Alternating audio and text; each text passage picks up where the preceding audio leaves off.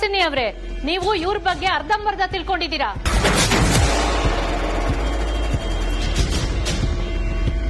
ನನ್ಗ ಅವಮಾನ, ಇವ್ರಿಗೆ ಸನ್ಮಾನನ? ಹಲೋ, ನೀನ್ ಇಲ್ಲಿಗೆ ಬಂದಿದ್ದೆ ದೊಡ್ಡ ತಪ್ಪು.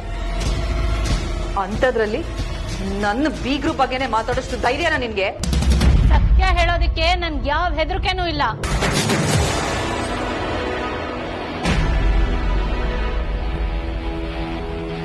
ಇವರು ನಿಮ್ ಬೀಗ್ರೆ ಆಗಿರ್ಬೋದು, ಆದ್ರೆ ಇವ್ರ ಕತೆನೂ ನಂತರನೇ. ಇವ್ರಿಗೂ ನನ್ನ ಹಾಗೆ 4 ಹೆಣ್ಮಕ್ಳಿದ್ದಾರೆ.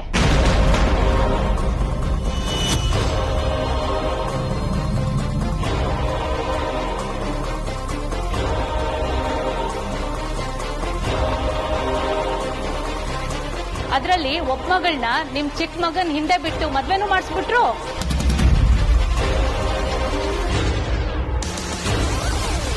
ಈಗ ಇವ್ರ 2ನೇ ಮಗಳು ನಿಮ್ ಮೊದಲನೇ ಮಗನ್ನ ಬುಟ್ಟಿಗೆ ಹಾಕೊಂಡಿದ್ದಾಳೆ.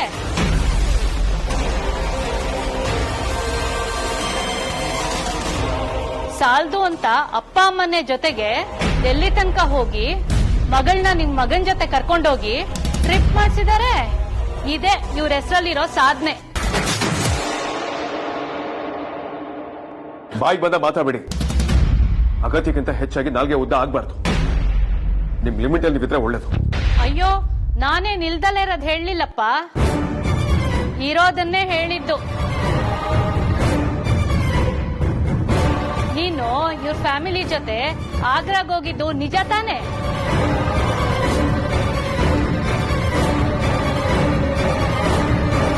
ಅಲ್ಲಿ ತಾಜ್ ಮಹಲ್ ಮುಂದೆ ಇವ್ರ ಮಗಳನ್ನ ಮದ್ವೆ ಆಗ್ತೀನಿ ಅಂತ ಹೇಳಿದ್ಯಂತೆ.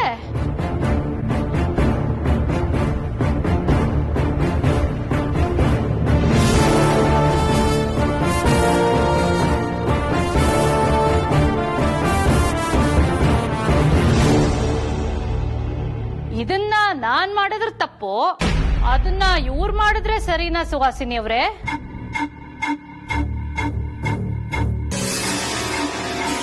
ನನ್ಗೊಂದ್ ನ್ಯಾಯ, ಇವ್ರಿಗೊಂದ್ ನ್ಯಾಯನಾ?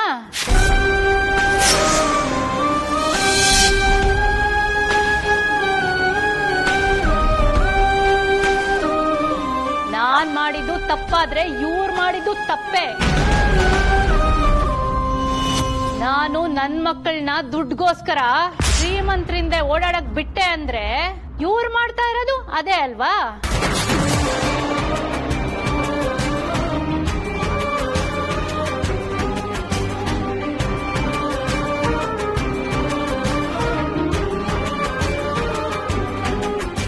ನಾನ್ ಮಾಡಿದ್ದು ದುಡ್ಗೋಸ್ಕರ ನಿಜ, ಇವ್ರು ಮಾಡ್ತಿರೋದು ದುಡ್ಗೋಸ್ಕರನೇ ಅಲ್ವಾ? ನೋಡಿಮ್ಮ, ನೀವು ಯಾರು ಅಂತ ನಮಗೆ ಗೊತ್ತಿಲ್ಲ.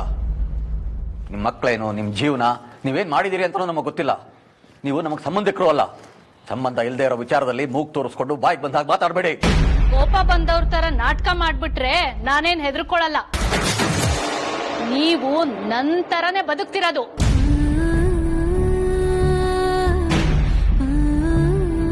ನನ್ಗೆಲ್ಲ ಗೊತ್ತಿದೆ. ನಿಮ್ಗೆ ರಿಟೈರ್ಡ್ ಆದ್ಮೇಲೆ ಹೆಣ್ಮಕ್ಳಿಗೆ ಮದ್ವೆ ಮಾಡಕ್ಕೆ ದುಡ್ಡೆಲ್ಲಿದೆ? ಅದಕ್ಕೆ ನೀವು ನಿಮ್ ಹೆಂಡತಿ ಸೇರಿ ಸುಹಾಸಿನಿ ಅವ್ರ ಫ್ಯಾಮಿಲಿಗೆ ಜಿಗ್ಣೆ ತರ ಅಂಟ್ಕೊಂಡಿದ್ದೀರಾ.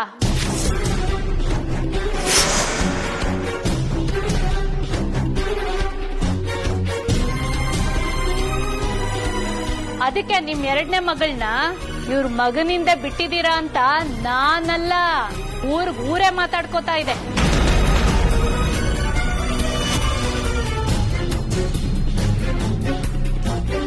ನಿಮ್ ಪರಿಸ್ಥಿತಿ ಆಗಿದೆ, ಅದಕ್ಕೆ ಹೀಗೆಲ್ಲ ಮಾಡ್ತಾ ಇದ್ದೀರಾ.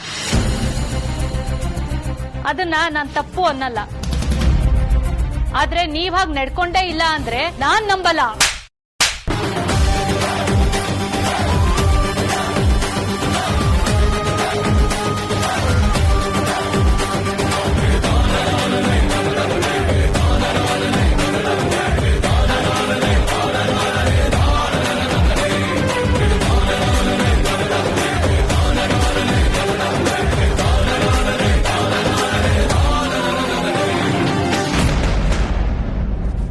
ಅಲ್ಲಿರೋರು ನಮ್ಮಪ್ಪ ಅಮ್ಮ. ನಮ್ಮ ಹತ್ರ ದುಡ್ಡೆಷ್ಟಿದೆ ಅದೆಲ್ಲಿಂದ ಬರುತ್ತೆ, ನಾವ್ ಅದನ್ನ ಎಲ್ಲಿಗೆ ಉಪಯೋಗಿಸ್ತೀವಿ ಅನ್ನೋದು ನಮ್ ಪರ್ಸನಲ್ ವಿಚಾರ.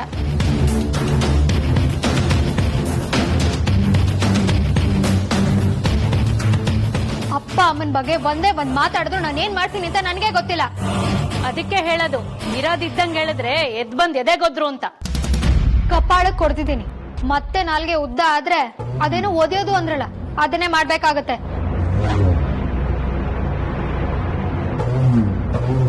ನಿಮ್ ಯೋಗ್ಯತೆ ಎಷ್ಟಿದೆಯೋ ಎಲ್ರಿಗೂ ಅಷ್ಟೇ ಇದೆ ಅನ್ನೋ ತರ ಮಾತಾಡ್ಬೇಡಿ.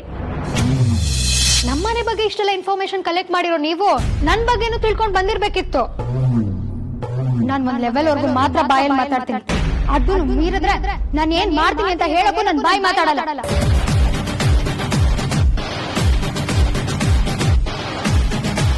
ದಯವಿಟ್ಟು ಕ್ಷಮಿಸಿಮ. ಆ ಹಿಂಗ್ಸ್ ಯಾರು ಯಾಕೆ ಬಂದಿದ್ರು ಅಂತ ನನಗೇನು ಗೊತ್ತಿಲ್ಲ. ಅವ್ರ ಪರವಾಗಿ ನಾನು ಕ್ಷಮೆ ಕೇಳ್ತೀನಿ. ಪ್ಲೀಸ್ ಬೇಜಾರು ಮಾಡ್ಕೋಬೇಡಿ. ಹೋಗ್ಲಿ ಬಿಡಪ್ಪ, ಯಾರೋ ಏನೋ ಹೇಳಿದ್ರು ಅಂತ ಅದನ್ನ ತಲೆಗೆ ಹಾಕೊಂಡು ಚಿಂತೆ ಮಾಡ್ಕೊಂಡು ಕೂರೋಷ್ಟು ಪುರ್ಸೊತ್ತಿಲ್ಲ. ಒಂದ್ ನಿಮಿಷ.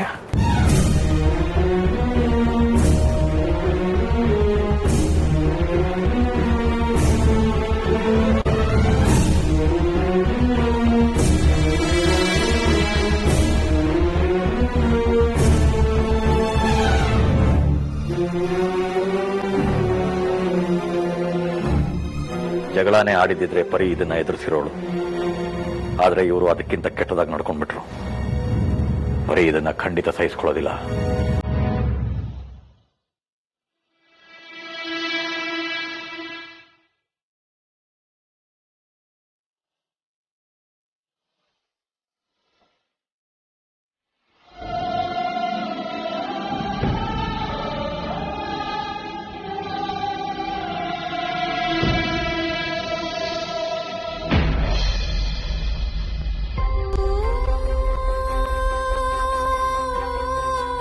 ನಾನು ನನ್ ಮಕ್ಕಳನ್ನ ದುಡ್ಗೋಸ್ಕರ ಶ್ರೀಮಂತರಿಂದ ಓಡಾಡಕ್ ಬಿಟ್ಟೆ ಅಂದ್ರೆ ಇವ್ರು ಮಾಡ್ತಾ ಇರೋದು ಅದೇ ಅಲ್ವಾ?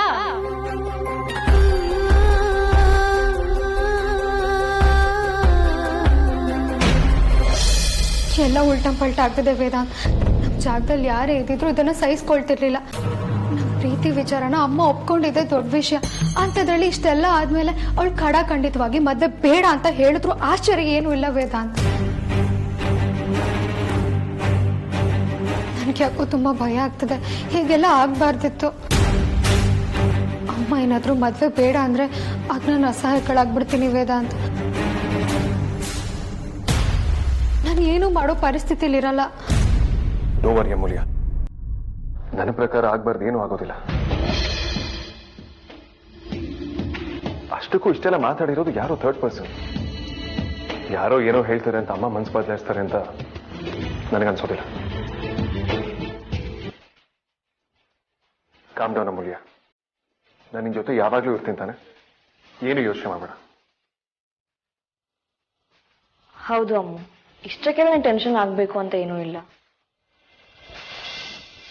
ನೋಡಿ ನಾದ್ನಿ, ನೀವಿಬ್ರು ತಾಜ್ ಮುಂದೆ ನಿಂತಾಗ್ಲೂ ಅನ್ಕೊಂಡೆ ನಿಮ್ಮಿಬ್ರು ಜೋಡಿ ದೇವ್ರು ಮಾಡಿರೋ ಜೋಡಿ ಅಂತ. ಇವಾಗ ಯಾರೋ ಮೂರನೇವ್ರು ಬಂದು ಕಡ್ಡಿ ಅಲ್ಲಾಡ್ಸಿರೋದ್ರಿಂದ ಆ ದೇವ್ರ ಬರವಣಿಗೆ ಬದಲಾಗಲ್ಲ. ಕರೆಕ್ಟಾಗಿ ಹೇಳಿದೆ ಬ್ರದರ್. ಒಂದ್ ವೇಳೆ ಚಿಕ್ಕತೆ ಆ ಥರ ಏನಾದ್ರು ಹೇಳಿದ್ರು ಕೂಡ ನೀ ಅದನ್ನೆಲ್ಲ ಎದ್ದು ನಿಲ್ಸೋ ಗಟ್ಟಿಗಿತ್ತಿ, ಅದು ನಂಗೆ ಚೆನ್ನಾಗಿ ಗೊತ್ತು.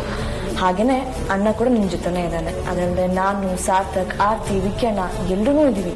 ಅಜ್ಜಿನೂ ಇರ್ತಾರೆ, ಟೆನ್ಷನ್ ಹಾಕೋಬೇಡ, ಏನೂ ಆಗಲ್ಲ. ನೋಡ್ತೀಯಾ, ನೀನ್ ಇನ್ನೂ ಮದುವೆಯಾಗಿ ಮನೆಗೆ ಬರೋಕ್ಕೂ ಮುಂಚೆನೆ ಎಲ್ಲರೂ ನಿನ್ನ ಎಷ್ಟು ಪ್ರೀತಿಸ್ತಾರೆ ಅಂತ.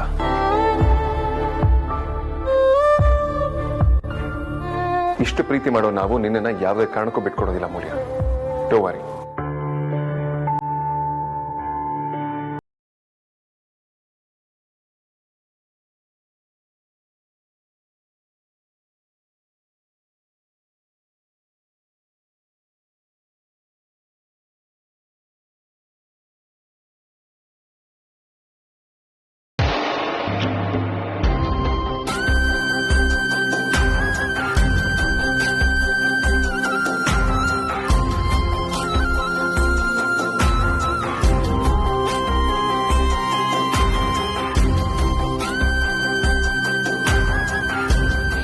ಯಪ್ಪ ದೇವ್ರೆ, ಇಂಥ ಪರೀಕ್ಷೆ ಮಾಡ್ತಿದ್ಯಾ? ದೊಡ್ಡವ್ರ ಮನೆಗೆ ಬಡವ್ರ ಮನೆ ಹೆಣ್ಮಕ್ಳು ಮದ್ವೆಯಾಗಿ ಹೋಗ್ಲೇಬಾರ್ದ? ರಾಧಾ ಅಮೂಲ್ಯನ್ ಬಗ್ಗೆ ಕೆಟ್ಟದಾಗ ಮಾತಾಡ್ದಾಗ್ಲೆ ನಾನ್ ಶ್ರೀಮಂತರ ಮನೆ ಸಹವಾಸ ಬೇಡ ಅಂತಾನೆ ಅನ್ಕೊಂಡ್ಬಿಟ್ಟಿದ್ದೆ. ಆದ್ರೆ ವೇದಾಂತ ದುಡ್ಡಲ್ಲಿ ಮಾತ್ರ ಶ್ರೀಮಂತ ಅಲ್ಲ, ಗುಣದಲ್ಲೂ ಶ್ರೀಮಂತಾನೆ. ಅಷ್ಟು ಎತ್ತರದಲ್ಲಿದ್ರು ಅವ್ರಿಗೆ ಸ್ವಲ್ಪನೂ ಅಹಂಕಾರನೇ ಇಲ್ಲ. ನನ್ನ ಅಮ್ಮನ ಅವನು ಕಣ್ಣಲ್ಲಿ ಕಣ್ಣಿಟ್ಟು ನೋಡ್ಕೊಳ್ತೇನೆ ಅನ್ನೋ ನಂಬಿಕೆ ಬಂದ್ಮೇಲೆನೆ ನಾನೇ ಮದುವೆಗೆ ಒಪ್ಕೊಂಡಿದ್ದು. ಆದ್ರೆ ಯಾಕೆ ಜನರ ಕಣ್ಣಿಗೆ ಇದೆಲ್ಲ ಕೆಟ್ಟದಾಗ ಕಾಣುತ್ತೆ? ಯಾಕೆ ಅವ್ರ ಬಾಯಿಗೆ ಬಂದಂಗ ಮಾತಾಡ್ತಾರೆ? ಅವ್ರ ಮಾತಕ್ಕೆ ಕಟ್ಟು ಬಿದ್ದು ಅವಮಾನ ಆಗುತ್ತೆ ಅಂತ ಹೆದ್ರಿ ಈ ಮದ್ವೆನ ಬೇಡ ಅಂತ ಹೇಳಿದ್ರೆ ಏನೋ ತಪ್ಪು ಮಾಡ್ತಿರೋ ನನ್ನ ಮಗಳಿಗೆ ಅನ್ಯಾಯ ಮಾಡ್ದಾಗುತ್ತೆ. ಮಗಳಿಗೆ ಒಳ್ಳೆ ಹುಡುಗ ಸಿಗ್ಬೇಕು ಅಂತ ತಾನೆ ಎಲ್ಲ ಅಪ್ಪ ಅಮ್ಮ ಬಯಸೋದು. ನನ್ನ ಮಗಳ ಅದೃಷ್ಟಕ್ಕೆ ಅಪರೂಪದ ಹುಡುಗ ಸಿಕ್ಕಿದ್ದಾನೆ. ಅವಳ ಜೀವನನ ನಾನು ಯಾಕೆ ನನ್ನ ಕೈಯಾರೆ ಹಾಳು ಮಾಡ್ಲಿ? ಅಂದ್ಕೊಳ್ಳೋರು ಸಾವಿರ ಅನ್ಕೋತಾರೆ. ಈ ಸಲ ನಾನು ಯಾವುದಕ್ಕೂ ಬೇಜಾರು ಮಾಡ್ಕೋಬಾರ್ದು. ಬರೀ ನೀವು ಗಟ್ಟಿಗಿತ್ತೀನಿ. ಹಾ,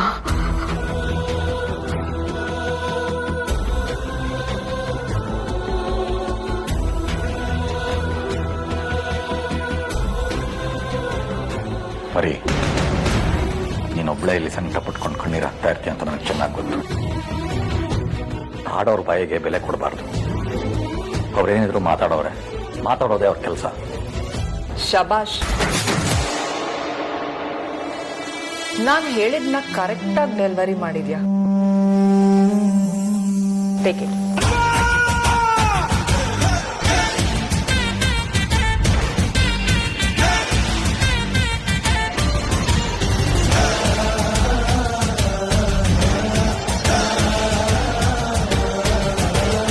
ಮೇಡಮ್, ಇನ್ನೂ 25,000 ಜಾಸ್ತಿನೇ ಕೊಡಿ ಮೇಡಮ್. ನೋಡಿ ಆ ಹುಡುಗಿ ಹೇಗ್ ಕೆನ್ನೆಗೊಡದ್ಲು ಅಂತ. ಏಟು ಜೋರಾಗೆ ಬಿತ್ತು ಮೇಡಮ್. ನಾವು ಮಾತಾಡ್ಕೊಂಡಾಗ ಇವೆಲ್ಲ ಇರ್ಲಿಲ್ಲ ಅಲ್ವಾ ಮೇಡಮ್? ಆ ಏಟಿನ ರುಚಿ ಹೇಗಿರುತ್ತೆ ಅಂತ ನನಗೆ ತುಂಬಾ ಚೆನ್ನಾಗೇ ಗೊತ್ತಿದೆ.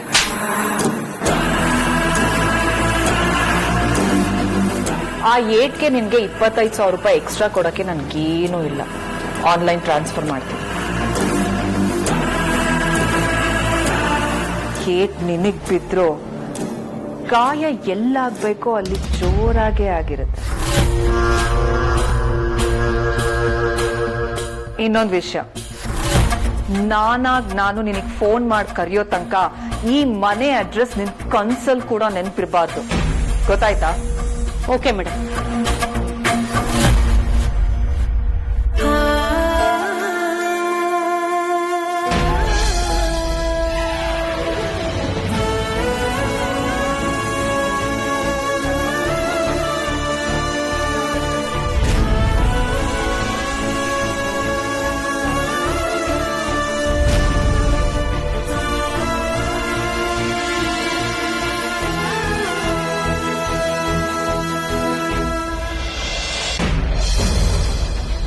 ನಡಿಯೇ. ಅಮ್ಮ, ನಿಂತ್ಕೊಳ್ಳಿ ಮಾ. ಅಮ್ಮ, ಅಪ್ಪ ಪ್ಲೀಸ್ ನಿಂತ್ಕೊಳ್ಳಿ, ನಾನೇ ಡ್ರಾಪ್ ಮಾಡ್ತೀನಮ್ಮ. ಅದ್ರ ಅಗತ್ಯ ಇಲ್ಲ. ಅಲ್ಲಮ್ಮ, ಯಾಕೆ ಹಿಂಗ್ ಹೇಳ್ಕೊಂಡು ಹೋಗ್ತಿದ್ಯಾ? ನಾನೇನ್ ಚಿಕ್ಕ ಮಗುನ, ನಾನೇ ಬರ್ತೀನಿ. ನೀನ್ ಚಿಕ್ಕವಳಲ್ಲ, ನೀವೆಲ್ಲರೂ ದೊಡ್ಡವ್ರೆ. ಸಣ್ಣವರು ನಾವು. ಯಾಕಮ್ಮ ಹೀಗೆ ಮಾತಾಡ್ತಿದ್ದೀರಾ? ಯಾಕೆ ಇಷ್ಟೊಂದು ಅಪ್ಸೆಟ್ ಆಗಿದ್ದೀರಾ? ಪದೇ ಪದೇ ಅದನ್ನೇ ಹೇಳೋಕ್ ನನ್ಗೆ ಇಷ್ಟ ಇಲ್ಲ. ನನ್ಗೇನಾಯ್ತು ಏನಾಗಿದೆ ಅನ್ನೋದು ಇಲ್ಲಿ ದೊಡ್ಡ ಜನಕ್ಕೆ ಮುಖ್ಯ ಆಗಲ್ಲ. ಬಾರ ನನ್ನ ಜೊತೆಗೆ. ಅಮ್ಮ, ಅಪ್ಪ, ಅಮ್ಮ, ಅಮ್ಮ ನಿಂತ್ಕೊಳ್ಳಿ ಮಾ. ಅಮ್ಮ ಪ್ಲೀಸ್. ಅಪ್ಪ ಬರ್ತೀರಪ್ಪ. ಅಪ್ಪ ಪ್ಲೀಸ್, ಅಪ್ಪ ನನ್ನ ಮಾತು ಕೇಳಿಪ್ಪ. ಅಪ್ಪ, ಅಮ್ಮ.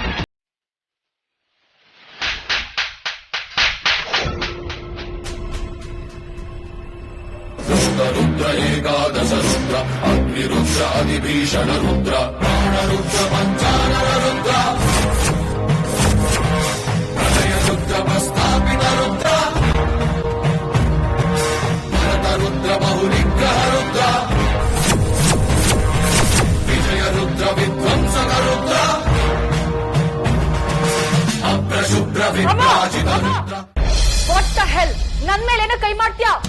ಅಮ್ಮ ಅಂದೆ ತಾನೆ. ತಾಯಿಯಾದವಳಿಗೆ ಮಗಳು ತಪ್ಪು ದಾರಿ ಹಿಡಿದ್ರೆ ಒಡೆಯೋ ಅಧಿಕಾರ ತಾಯಿಗಿದೆ ಕಣೆ. ಆದ್ರೆ ವೇದಾಂತ ಮೇಲೆ ನಿನಗೆ ಯಾವ ಅಧಿಕಾರ ಇದೆಯೇ? ಅವನಿಗೆ ಅತ್ತೆ ಮಾವ ಆಗೋವರಿಗೆ ಯಾಕೆ ಅವಮಾನ ಮಾಡಿದೆ? ಅಯ್ಯೋ ಓಡು ನಾವೇನ್ ಮಾಡಿದ್ವಿ? ಬಾಯಿ ಮುಚ್ಕೊಂಡಿದ್ರೆ ಬದುಕುಳಿತೀಯ, ಇಲ್ಲ ಅಂದ್ರೆ ಮನೆಯಿಂದ ಆಚೆ ಹಾಕಿ ಆಚೆನೂ ಅನ್ನ ನೀರು ಸಿಗದೆ ಇರೋ ತರ ಮಾಡ್ಬಿಡ್ತೀನಿ. ಬಡವ ರಾಸ್ಕಲ್, ಬಡವ ರಾಸ್ಕಲ್. ಓವರ್ ಆಕ್ಟ್ ಮಾಡ್ಬೇಡ. ಆಗಿದ್ದಕ್ಕೆಲ್ಲ ನಾವೇ ಕಾರಣ ಅನ್ನೋ ತರ ಮಾತಾಡ್ಬೇಡ. Stay in your limits. ಮುಚ್ಚೆ ಬಾಯಿ. ಕೆಟ್ಟು ಹುಳುಗಳು ನೀವು.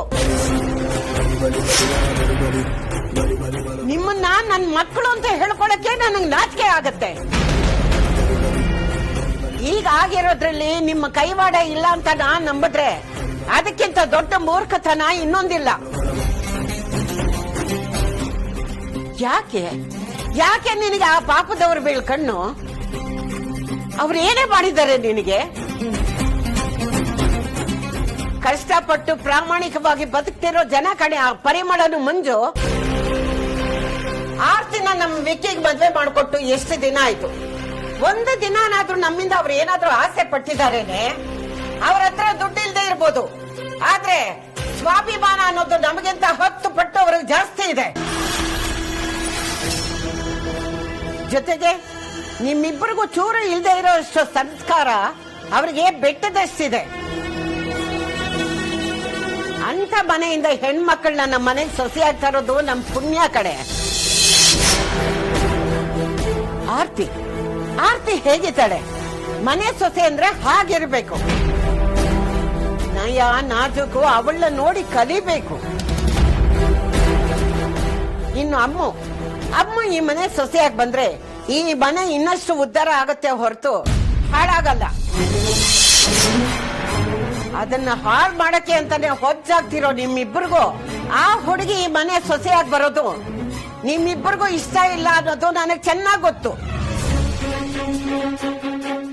ಯಾಕೆಂದ್ರೆ ಅವಳು ಆರ್ತಿ ತರ ಮೃದು ಸ್ವಭಾವದವಳಲ್ಲ.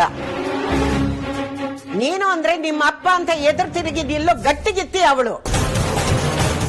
ಅವಳು ಬಂದ್ರೆ ನಿಮ್ ಬೇಳೆಕಾಳು ಬೇಯಲ್ಲ ಅಂತ ತಾನೆ ಇಂಥ ನೀಚ್ ಕೆಲಸ ಮಾಡಿದ್ರಿ.